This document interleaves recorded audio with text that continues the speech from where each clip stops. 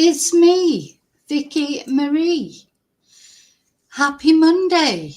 Good morning, good afternoon, or good evening, wherever you are in this crazy world we're living in. And you know, the world is crazy, isn't it? And what we're going to talk about in this video is we're going to talk about some positive things and one great big negative thing that I don't know what the answer is to. So what we're going to talk about in this video is a Bebe. I don't know whether I should pronounce it Bebe. I'm saying Bebe because that's Spanish way of presenting it. But on the right hand side here on this photo is Bebe, let's say Bebe, and on the left hand side is Elsie Dot. Now in the middle is the horrible, hateful devil, really, that took these two children out of this world and into the next. Now, I'm not showing his photo or mentioning his name, but I just want to warn you that when I look at some of these news videos, they may show his photo or mention his name. And, you know, that's what they're doing. But I decided, as you know, if you watch my channel, that as soon as this horror was sentenced to, I think it's over 50 years, isn't it? I wouldn't be showing his face or mentioning his name anymore. Now, also, of course, he killed Alice. These are the Sothport attacks. This happened. So I'm not going to go into the whole thing that happened because that's not what I'm here to talk about. But he also killed another little girl, Alice. But we're particularly talking today about Elsie Dot and Bebe because and how their memory, their legacy, you know, how their parents wanted them to be remembered for who they were and the sort of little girls that they were, not for what happened to them, you know, because it can get overtaken, can't it? You know, the events, the horrible events take over what these girls, the lives that they had, albeit short ones, the positivity they brought into the world. And their parents want to perpetuate that. They want to talk about the positive things. They're trying to turn a horribly negative thing into something a little bit more positive. And that's what we're going to look at, how their parents have gone about doing that. And I don't know because I've never been in their position, and I hope I'm never in any way, shape or form in a position anything like it. But does it help, I wondered, to see their faces? Does it feel more like, you know, they're sort of doing the legacy that they should have done? They should have done here, being alive. Their lives, they would have added so much positivity to the world. And are they trying to do it in a different way? I know, you know, just looking at their little faces, it does make you very emotional, doesn't it? Anyway, we're going to talk about them at the end, because we're going to talk about the positive. Well, I say at the end, after I've talked about something else first. In the meantime, their attacker, who, as I say, I'm not going to show his photo or mention his name, who is in Belmarsh prison, has attacked again.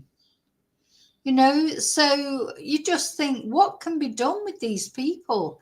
I mean, this man, and, you know, or boy, because he is young, to be fair, but what, you know, so he, you know, I'm sort of speechless because not only he's done what he did to those little girls at Southport, because not only the 3 girls that he killed, but he attacked a lot of other people as well. Children and adults that were trying to save the children. You know, he's totally, well, you know, he was tried as being mentally sound. He can't be mentally sound, really, can he? But, you know, but sound enough to know what he was doing and to be sentenced to this long prison sentence. But I wonder if he won't end up in some sort of mental health care facility eventually. He definitely is a danger, not only to himself, but to other people. And that's been proven, because even though he's in prison, in Belmarsh prison, which is one of the most highest security prisons in Britain, he still managed to attack a prison officer. And the other thing I just want to talk about, who'd be a prison officer? Oh my God. You know, just you get attacked. You know, it must be feel like you're in prison yourself sometimes. You're in there with all those horrible people. Now, I'm presuming, hopefully, it's not all about, you know, maybe they do have, I'd love to have a prison officer, either an ex-prison officer or a current prison officer, actually on to talk, because are there times where you get some job satisfaction? You know, do you get times where you do feel like helping someone? I mean, I don't think a prison officer's job is to help someone, is it? Their job is to keep them secure, look after their welfare. But I think as far as helping is concerned, that'd be psychologists, I presume, and, you know, professionals that are drafted in, you know, to talk to them and that. But, you know, what is a prison officer's role? You know, I'd like to know how prison officers look on it. And surely it can't all be horrible, because would anybody do it? You know, it makes you wonder why anyone would do it. But yeah, and they're always at risk from attack by inmates, and that's what's happened in this case. So this horrible man who killed these girls and is in prison. Well, he's in prison for another 50 years. What else is he going to get up to, you know, as time goes on? Morning, Darren. You know, he's not going to get any better, is he? He's not going to get, he's probably only going to get worse. And as he gets older, he gets stronger, wiser, I don't know, more crafty, though he seems quite crafty already, doesn't he? Or will he mature more? You know, as he gets older, will he change? You know, it just makes you wonder what's it all about. It's just so purposeless to keep him in prison for 50 years, isn't it? But, you know, what's the alternative? So it's a real sort of, you know, just a conundrum, isn't it, really? So, of course, the prison officer's duty of care is to the prisoner as well. They have to keep the prisoners safe, make sure they don't do anything to themselves. And from what I can gather, this man's security had just been relaxed a little bit. And then this happened. So let's have a look what he did. And also, I was very surprised to see that,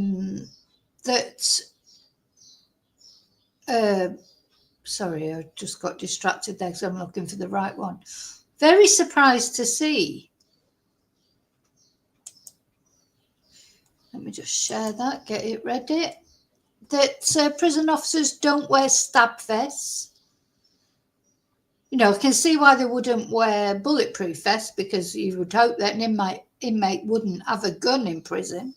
But, you know, they do seem to quite often make themselves weapons. And what was that other guy not long ago? We heard he was actually, didn't he get he had a hatchet or something, you know, because he was doing woodwork or, you know, so they do seem to get their hands on weapons. But prison officers don't wear stab vests, apparently, because that would create, you know, some sort of uncomfortable feeling or create more of an atmosphere of violence, apparently. Load of rubbish, I think. Anyway, I don't know how they could have protected against this particular attack. Well, my answer would be don't let inmates have kettles in their cells. Why have they got a kettle in their cell? You know, why? Anyway, let's have a look. There's not a single UK jail with tighter security than Belmarsh, yet behind its towering walls, an alleged attack on a prison officer using boiling water by this man, triple murderer Axel Rudikabana. The teenager sentenced to at least 52 years for killing 3 young girls in Southport last summer. And this latest incident, less than a month after. Yeah, and of course there'd just been another incident with this guy. What is it, what is it about their eyes? Look, there's nothing there, is there? There's nothing there in that man's eyes. It's just like, same with the other one, who I'm not going to show again, and I'm not going to mention his name, but just dead, aren't they? Just dead eyes. What's to be done with these people? After Manchester bomb plotter Hashim Abedi is said to have attacked 4 guards with hot oil and homemade weapons at Durham's Frankland prison. But there's concern that worse may be yet to come. At the end of the day, these people, they've got nothing better to do than to sit in their cells and think about ways they can cause havoc, ways they can hurt people. And the people they can hurt are either other prisoners or the prison guards. So they're probably, you just get this sort of vision of them sitting there day in, day out, year in, year out, plotting how they can hurt people. So, what is the answer to that?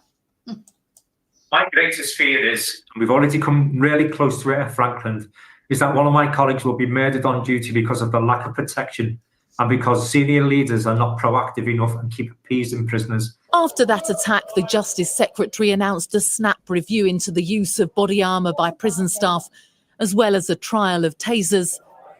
And there have been calls for violent inmates not to have access to items like kettles. Yeah. Why has he got a kettle? Why? What positive? What possible? So he can make himself a cup of tea when he fancies one. He's a violent offender, and he's got a kettle. Of course, a kettle is a weapon. Boiling hot water is a weapon.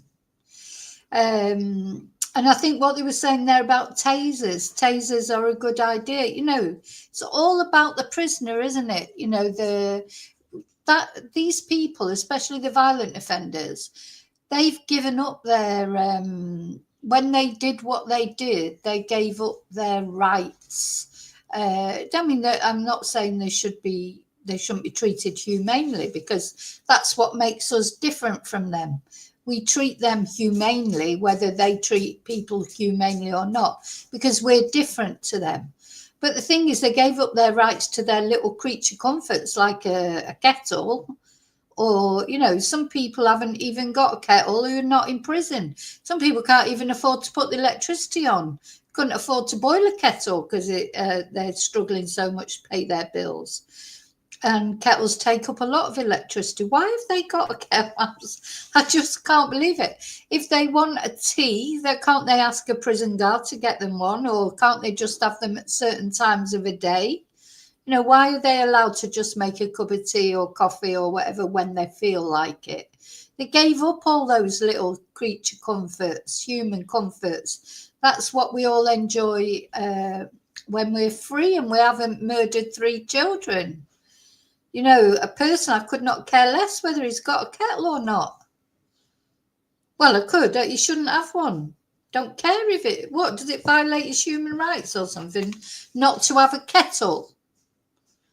Oh gosh, don't get me going, my God. So yeah, tasers, I think a brilliant idea. Why, what was so frightened of tasering a violent criminal? Does it matter? I'm not saying just going around tasering willy-nilly, but the prison officers, they deserve to feel safe themselves. They're just doing a job. Imagine going to work and not sure if you're going to have a boiling hot kettle of water thrown over you or get attacked by a makeshift weapon. But former prison governor Tom Wheatley says that's not the answer. Whatever. Immediate actions, if we take a knee-jerk approach to this, we stand a chance of it being counterproductive, of getting... How can it be counterproductive? I'm sorry, Tom, I just don't agree with you, because counterproductive. No, the thing is, it's not about. It's about, protecting people in their working life who are doing a job, which really it's a horrible job that not many people want to do, probably. And we're probably struggling to get prison officers. Who'd want to be a prison officer? It's like a policeman, isn't it? That's why I can't get police until they start protecting people in their work place, etc. And I'm not just talking about police or prison officers. I know they've just recently brought in a crime, made it a crime to attack a shop worker, which I can't believe wasn't a crime before. But anyway, apparently it's a special sort of crime now, isn't it? And the same with hospital workers. Because people get attacked in A&E.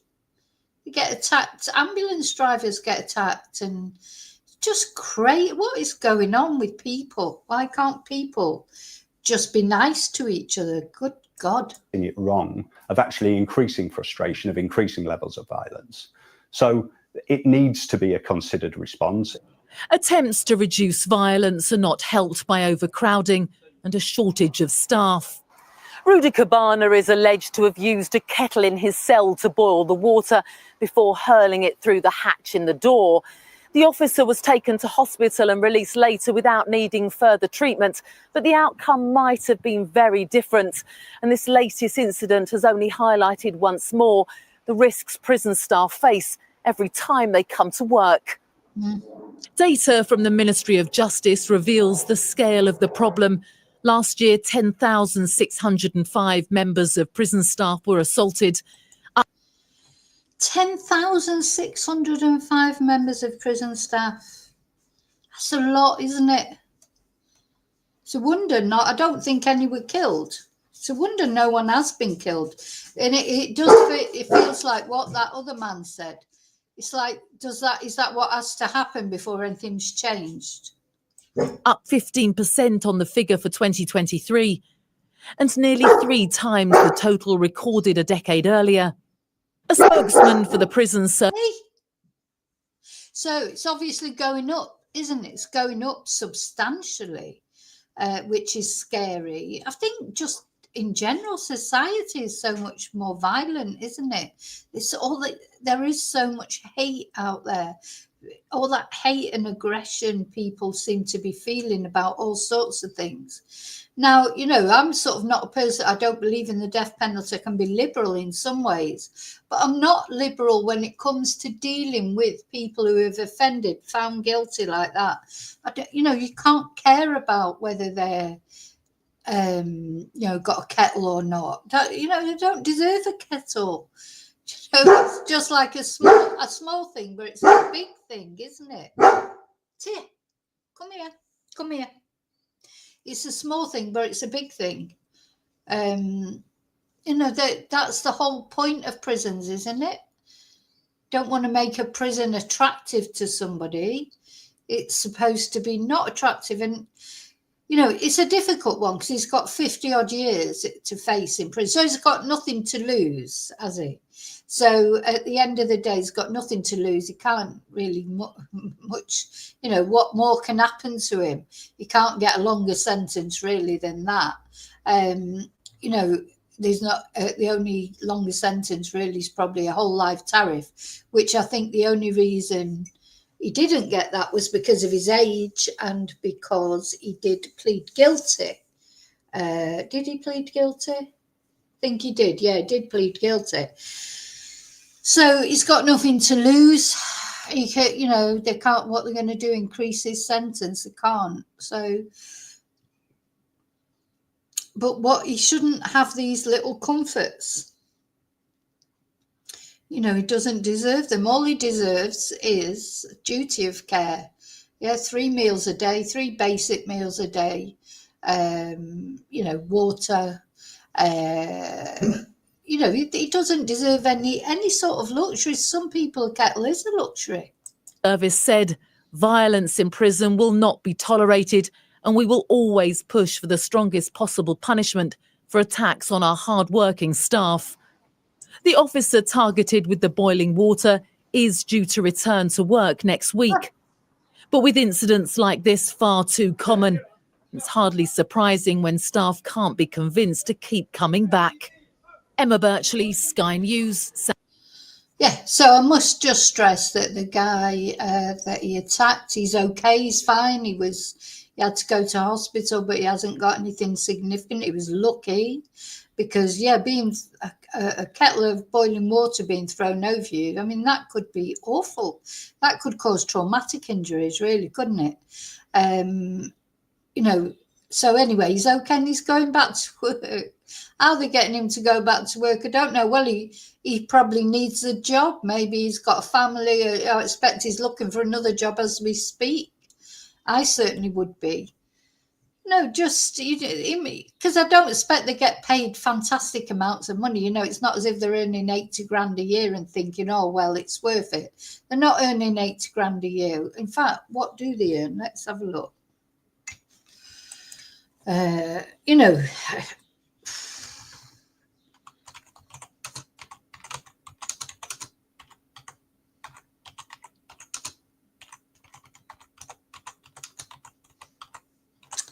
so what does a prison officer earn? Between 30 and 40,000 pounds a year. So it's not bad. It's not a bad salary, and it can be higher in London. Starting at 38,000 according to Google. So salaries can vary based on experience, location and the specific type of prison or correctional facility, and overtime and additional shifts can also increase income. Okay, good. Well, it's a decent salary, but you know what I mean, it's not as I say, it's not 80 grand a year, is it? You know, it's not like a fantastic salary. I expect they earn every penny of it. Anyway, the other thing, of course, that has come up from it was that he had literally, sorry, you're going to see his face again briefly. He had literally, his supervision had only just been downgraded before this pre-planned attack on a prison officer. So he's 18 years old now, and he allegedly used a kettle in his cell to heat water up and then poured boiling water over the officer. And it's claimed he targeted the officer through the hatch in the door of his cell, with the officer taken to hospital as a precaution. He did not require further treatment and was discharged later that evening, and it comes just weeks after Hashem Abedi, the brother of the Manchester Arena bomber, reportedly attacked prison officers with boiling oil in the kitchen. This is Belmarsh Prison. Yeah. So it is one of the top security prisons. But apparently as Mr. Robert Jenrick, who's the shadow Justice Secretary, said that this is the third attack in a top security prison. Warning after warning has been ignored. I mean, they do make me laugh, these Tories, when they talk about, oh, it's terrible, you know, and they were in charge for 13 years, did absolutely nothing. Now suddenly they want everything to be done. No more lengthy reviews. Well, that was your government that was doing all the lengthy reviews. But anyway, never mind. So, what's the answer? You know, I know why is he getting the same privileges and freedoms as other inmates? Yeah, because he shouldn't be, because he's different from other inmates. You know, I'm not talking about people that are in there because they haven't paid the TV license or even shoplifting or those, but anyone who's in there for the violent types of crimes, this horrendous crime, you don't get much worse crime than what this man did. There are no worse crimes, are there really? You know, why are they giving him a kettle? You know, I can see why they'd give it to somebody who wasn't a threat. Anyway, so I just wanted to tell you about that first, but we're going to move on to something much more positive now.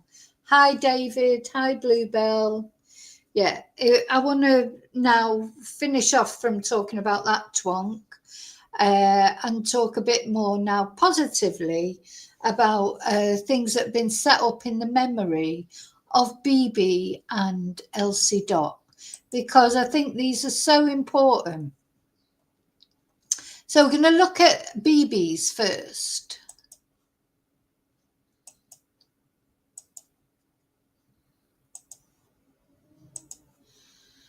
So Bebe, as always, was right there with us. I mean, look at this little one. I mean, these, you know, it just breaks your heart to see these little girls and what that, he sat there with a fucking kettle in his cell. Come on. Oh my God, I don't care how well behaved he is. I don't care if he's well behaved for 15 years. He should never have his own kettle in his cell. He doesn't deserve his little creature comforts. You know, Bebe will never be having a cup of tea from her own kettle in the kitchen, will she? Do you know what I mean? It's like she'll never be, growing older and making her own teas and coffees and making a mum and dad tea and coffee and things. No, so why should he be able to? No. Anyway, so the parents of one of the 3 children who was killed in Sothport last year have announced plans to honour her name. 6-year-old Bebe King died alongside Elsie. Elsie Dot Stankham 7 and Alice da Silva Aguiar 9 during the knife attack in Sothport. In the months that have followed, work has been carried out to ensure all 3 children are remembered for the happiness they brought the people around them. Now Lauren and Ben King, parents of Bebe, have launched Bebe's Hive, a community interest company with the aim of providing a safe place for children and families to grieve. And it was announced last week how the heartbroken parents, along with Elsie's story, which was launched by Jenny and Dave Stankham, will be raising money for a safe place for little hearts to create, connect and heal after loss. Now, I think recently Dave, he ran the marathon, didn't he? The London Marathon. And I'm not sure that Alice Aguilar, that her parents did, one of her parents didn't as well. Oh, and the other thing, because I don't know if you knew, but two of Bebe's relatives had been due to get married that year. So anyway, obviously they didn't go ahead and do it, but they have now got married. So as part of the lunch, they announced how 2 of Bebe's aunties and uncles had got married in recent weeks after the initial dates were cancelled during the tragedy last year. And Bebe was due to be the flower girl at both weddings, one to take place just the day after the attack. Oh, the next day. Oh my God. Posting on May the 4th, Lauren and Ben posted, last month, Florence and Alex, her aunt and uncle, eloped to City Hall in New York. And just yesterday, Lydia and Bill, also her aunt and uncle, were married at Southport Town Hall with close family by their side. So there was no big moment, no grand gestures, just something quietly beautiful, shared between people who love each other. So who is that, the aunt? Gosh, she looks a lot like Elsie Dot, doesn't she? Gosh. So Bebe's Hive began with a conversation between 2 grieving mums, both navigating the painful reality of life after child loss, while still showing up for their surviving daughters. In those early conversations, they spoke honestly about the silence, the gaps, and the need for spaces where grief could be held gently and openly, especially for children. Jen, having seen the huge impact and success of Elsie's story within the community, wanted to create something truly special that could reach even further. For Lauren, it felt like everything she'd done before had led to this moment. With her background and the right people beside her, she knew she could build something that mattered. And there sparked a quiet but powerful idea. What if there was a safe, creative space here for children to process grief? A place that felt gentle, inclusive, and child-led. Bebe and Elsie both left behind sisters, and the two mothers' mission is grounded in love for them and for families like theirs navigating life after loss. Now Lauren leads Bebe's Hive and Jen supports through Elsie's story. Their friendship remains at the heart of everything. Oh, that must be, that is, doesn't say on the picture. That's got to be Elsie Dot's mum, hasn't it? Looks so much like her. They are still closely connected to Alex, who is Alice's mum, who is another part of this small circle of mums who continue to hold each other up. This is how it began, with love and a quiet determination to make something good. So, you know, there's quite a lot of, I mean, we heard, I mean, it's a different situation, but, you know, we've had Becky Ramsey on, of course, on the channel a couple of times, talking about, you know, the death of her son who died through a tragic drowning accident, and how she, you know, keeps going, if you like. Part of her raison d'etre now is doing it for Dylan. I mean, the name of her charity, not her charity, sorry, her organisation says it all. Doing it for Dylan. She's trying to stop it as far as she can happening to any other family. And when families do this, I mean, it takes a lot of courage, doesn't it? Because then you're constantly going to be going over, you know, what happened. But if you can turn that horrible experience into something that might help others, I suppose that's really the best thing you can do to honour your child's memory, isn't it? That is the best thing that you can do, but difficult. Not, you know, I'm not saying that all parents should do it. Some parents can't do it. You know, it's not for everyone, but this is how some parents deal with their grief or cope with their grief. Other parents can't do it, of course, you know. Other parents just can't do it, you know. So everybody deals with grief differently, and different days bring different challenges. You know, we've all had to deal with some kind of grief in our lives normally. And as you know, it sort of can catch you unexpected. Sometimes you think you're doing okay, and then you just have a terrible day, or just can be just one little thing reminds you, you know. It could, I remember times, well, one time in particular, sitting watching a film, Braveheart it was, and I won't go into it, but there's a scene in Braveheart just reminded me, it just came at me out of nowhere, just reminded me of something, and I just started blubbing like in the middle of this. But, you know, it's totally unexpected. It just, you know, made me catch my breath. So you just don't know what's going to trigger you, what's going to make you think of a loss you've had, or, you know, just don't know, do you? At the end of the day, you get up in the morning, you put one foot in front of the other, you hope for the best. You have good days, you have bad days. And although your grief never goes, does it? But you learn how to cope with it, I suppose, just in your own way.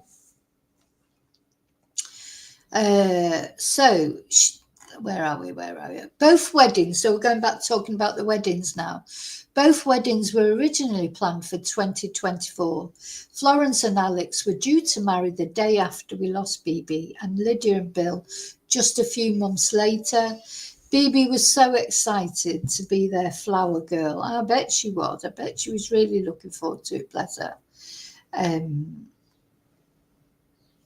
She tried on her dresses with the biggest smile, but when everything changed, there was no space in our hearts to celebrate. the weddings were postponed quietly and without question.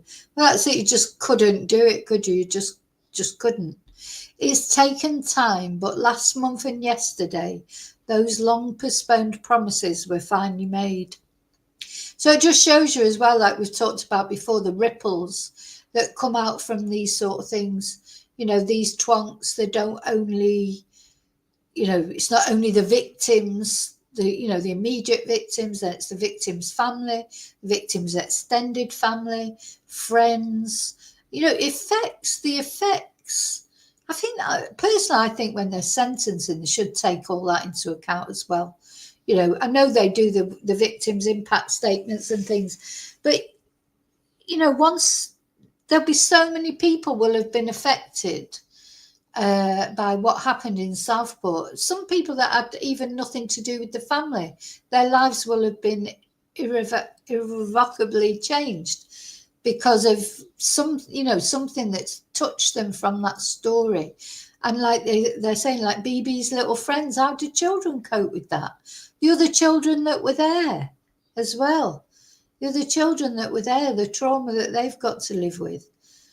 God, what horrible piece of work that boy is. Just horrible. And I do feel for his parents, because what would they be thinking? You know, I mean, I think, you know, he's probably caused absolute havoc in their family for years. You know, it's a wonder he didn't kill them before he went off and did what he did, because that's what they normally do, these twonks, don't they? They kill their families and off they go. No, how are they coping with it? With what he's done? Now finding out that he's done more. He can't even behave himself in prison. So in its first step forward, an event in Sothport has already been organised with the aim of raising money for the charity. Sothport Summer Soiree has been organised at Mayall's Hall on Sunday, August the 24th, with local business coming together to organise the event. So there you go. If you're in Sothport or anywhere nearby, that might be a nice place to go or to support that charity on August the 24th. Tia, right. Come here. Right. Are you going in the bathroom? I'm going to just put the dog in the bathroom.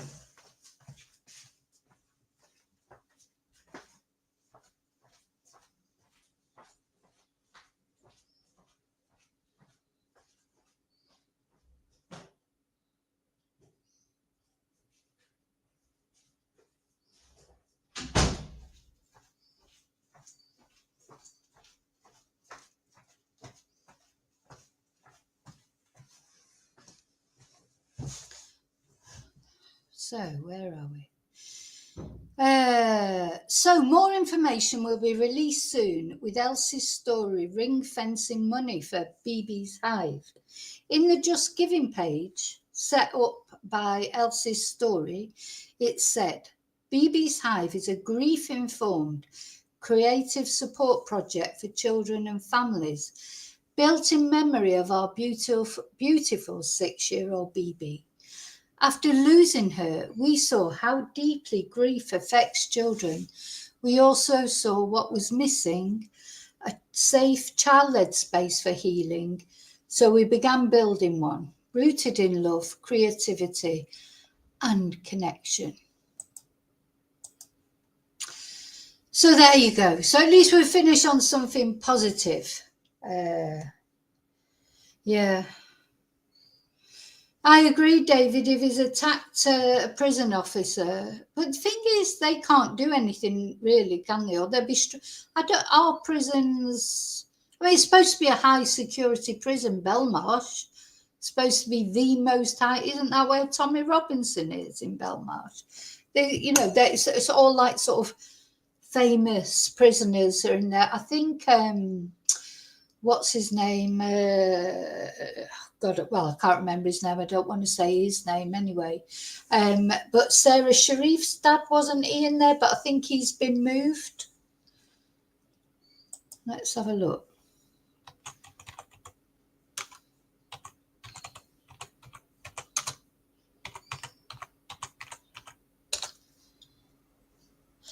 Yeah, that's where he was assaulted. Yeah, that was one of the security breaches. So, you know, he was attacked, wasn't he, with a tuna can lid on New Year's Day. He's been moved from there now, I think. It won't matter where he's moved to, he'll be a target wherever he is. No, but what I'm saying, David, is don't they have CCTV now and all that? So it'd be harder to do anything. I mean, they can make his life difficult, I suppose. Well, I presume he's had his kettle taken away from him for a start. Good God, kettle. Bloody hell. You know what, they'll be giving him a crumpet and a marshmallow next. I mean, for fuck's sake, you know, the guy's a convicted triple child murderer and they're giving him a kettle.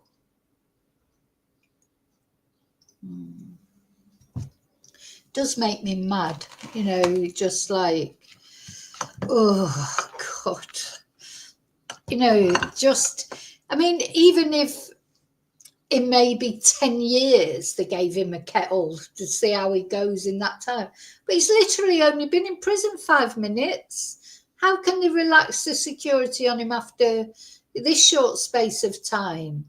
You know, surely they have to prove that they can be trusted. You know, when he's older, this boy, he can't be trusted. He's as mad as a hatter. You know, he's got serious mental health issues. So he shouldn't have a kettle. You know, who knows where he'll be in 10 years? Maybe he will be different then. But, you know, it's like, just can't get my head around that security was relaxed so quickly, you know. Yeah, if he'd spent a couple of years and never done anything wrong, but it's literally only just gone in prison. I mean, the blood's hardly dry on his knife. You know, it just makes me mad. Anyway, I don't want to talk about him anymore. So the good news is, of course, then these things that have been set up for Elsie and for Bebe, and of course, you know, we mustn't forget Alice either. You know, I don't know if I'm sure her parents ran the marathon, or one of her parents did. Let's have a look.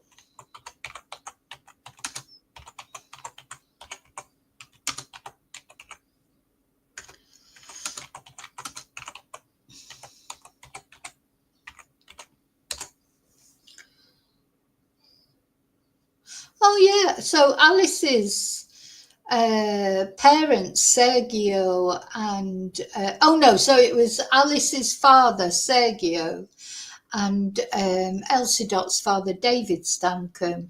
They ran the London Marathon in April to raise money for their projects set up in their daughter's memory. So yeah, good, something positive. Okay, that's it. I just thought I've been meaning to do that video for a while because that actually happened last week.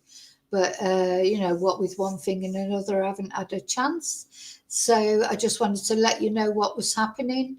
And I'll see you really soon in the next video. Thanks for watching and thank you for caring about Elsie Dot, Bebe and Alice. And, yeah, take care.